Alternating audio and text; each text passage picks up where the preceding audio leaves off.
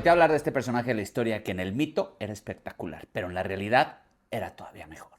Hoy vamos a hablar de nada más y nada menos que de Juana de Arco. Y como siempre, un poquito de contexto, un poquito de historia, donde nos vamos al año de 1428 en Francia. ¿Y cómo estaba Francia en este momento? Pues estaba involucrado en una guerra llamada la Guerra de los 100 Años, donde fue una disputa brutal entre Inglaterra y Francia por la corona de Francia. Pero precisamente en este año 1428 Francia estaba perdiéndola. ¿Pero por qué un rey inglés estaba reclamando el trono francés, te preguntarás? Porque después de la victoria inglesa en el año de 1415 en Agincourt, la situación cambiaría radicalmente para que en el año 1420 se firmara el Tratado de Troyes. Y en este tratado, Carlos VI pondría como heredero al rey de Inglaterra, desheredando así a su propio hijo. ¿Quién era este hijo? Carlos VII de Francia. Que obviamente por esto su legitimidad estaba un poco en duda y obviamente no era rey, en ese momento era el delfín. Cabe destacar que Francia en ese momento no estaba unido. La mitad apoyaba a Inglaterra y la mitad apoyaba a Francia. Es decir, Francia estaba dividida en dos. En los Armagnacs, que estaban apoyando al delfín, y en los borgoñones, que estaban aliados con Inglaterra. Básicamente era como una guerra civil atrapada en una guerra internacional. Y aquí nos vamos otra vez al año de 1428, ahora sí. Si podemos ver el mapa, vemos que en el norte Francia está en manos inglesas. París no es controlado por el delfín, quien controla únicamente el sur de Francia, pero con una corte débil y una reputación cuestionada. Muchos dudan que este Carlos VII pueda ser rey y esto hace que Francia no necesite realmente soldados. Lo que necesita es legitimidad y esto es clave. Nos vamos a Orleans, precisamente en esta fecha, 1428, la ciudad que es clave y lo cambiaría todo. ¿Por qué te preguntarás? Porque si Orleans cae, el sur queda descubierto, el delfín perdería su última barrera estratégica y Francia terminaría prácticamente colapsada. Y es justo aquí cuando nuestra heroína entra en la historia.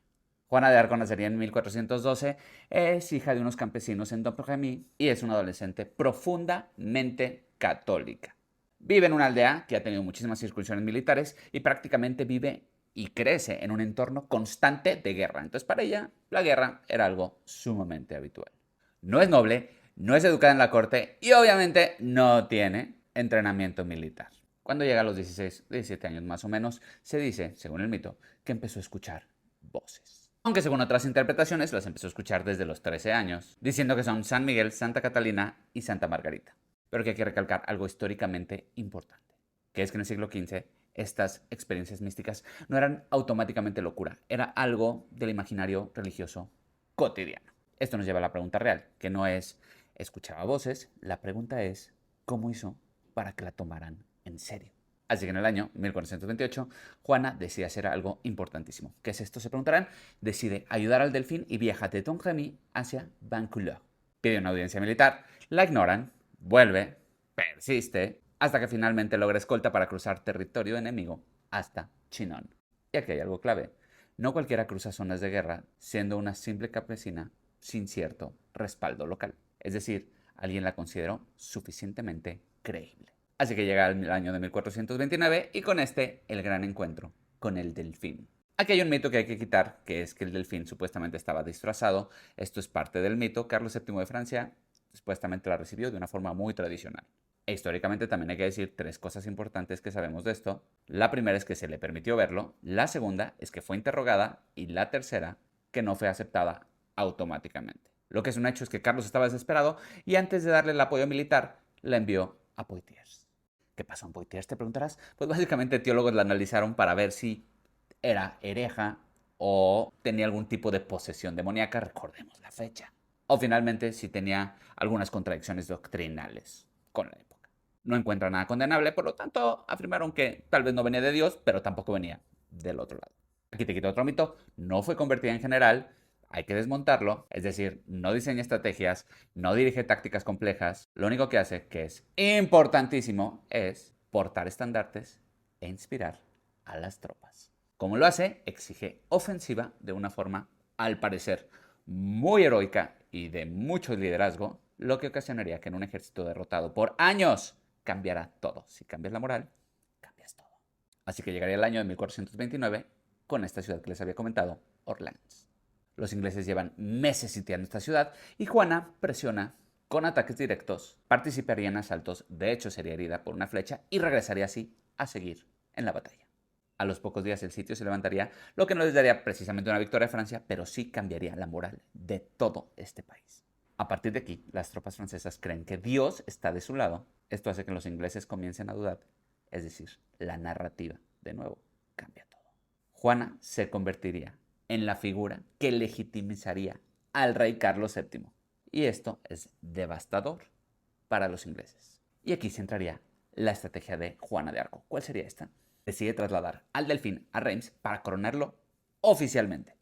¿Por qué será aquí en Reims? Te preguntarás. Pues porque este territorio estaba tomado por los ingleses. Es decir, si lo coronaban ahí, Carlos dejaría de ser pretendiente para convertirse ahora sí en un rey legítimo. Y esto lo cambiaría todo, ya que en 1429 Juana no ganaría la guerra, pero lograría algo todavía más peligroso. Es decir, devuelve la legitimidad al rey más debilitado. Carlos es coronado, pero la guerra continuaría en el mayo de 1430. Juana sería capturada por los borgoñenses, no por los ingleses, donde vendría algo clave. ¿Cuál es esto? Carlos no busca la liberación de Juana. Básicamente le dijo, tú ya no eres necesaria para mí, ya cumpliste tu función. Y al dejarla sola, los borgoñeses deciden venderla a Inglaterra, donde no la ejecutarían en un campo de batalla, mucho menos la matarían como prisionera de guerra, harían algo todavía peor. ¿Qué es esto? La mandarían a un juicio eclesiástico. ¿Por qué? Se preguntaron ustedes, ¿por qué no le hicieron lo otro? Porque si la desacreditan como hereje, también desacreditarían al rey Carlos VII. Esto no es solo religión, es guerra y propaganda. Así llega el año 1431 con el juicio de Rouen. ¿Quién lo preside? El obispo Pierre Cauchon, obviamente al lado de Inglaterra, y aquí tendríamos a una Juana de 19 años, sin un abogado defensor real, interrogada durante meses con una presión psicológica de vete, prácticamente aislada y con amenazas de tortura. Se dice que no hubo no hay documentos históricos que lo avalen, pero sí hubo amenazas. ¿Cuáles eran las acusaciones? Obviamente herejía, brujería, desobediencia a la iglesia, pero lo más importante de todo, vestir ropa masculina. Justo es aquí donde darían el clavo, porque el usar ropa masculina se muestra como una desviación religiosa. ¿Nos suena un poquito familiar? Muchísimos años después, llegaría mayo de 1431 y con una Juana agotada y temiendo su ejecución inmediata, pues firmaría una abjuración. ¿Qué es esto? Te preguntarás. Renuncia a sus visiones, acepta someterse a estas nuevas reglas, pero no le dudaría mucho porque días después volvería a vestirse de ropa masculina, volvería a declarar que sus voces regresaron y esto haría que el tribunal la acuse de nuevo como reincidencia. Y en el derecho medieval eclesiástico, la reincidencia es igual a la pena capital, es decir, Juana es llevada a la plaza principal de Rouen, es atada a un poste y es quemada viva a los 19 años. Las fuentes coinciden en algo humano, que fue esto, que pidió una cruz, que un soldado improvisó, se la dio un fraile y la tuvo frente a ella mientras ella moría. Se dice que no hubo consignas heroicas, que ella simplemente llamaba a Jesús antes de su muerte. ¿Cuál fue el impacto inmediato de esto? Pues los ingleses lograron lo que querían porque la pudieron declarar como un hereje, desacreditando obviamente su misión divina, pero esto no funcionaría en Francia porque básicamente el efecto psicológico que dejó Juana no desaparecería.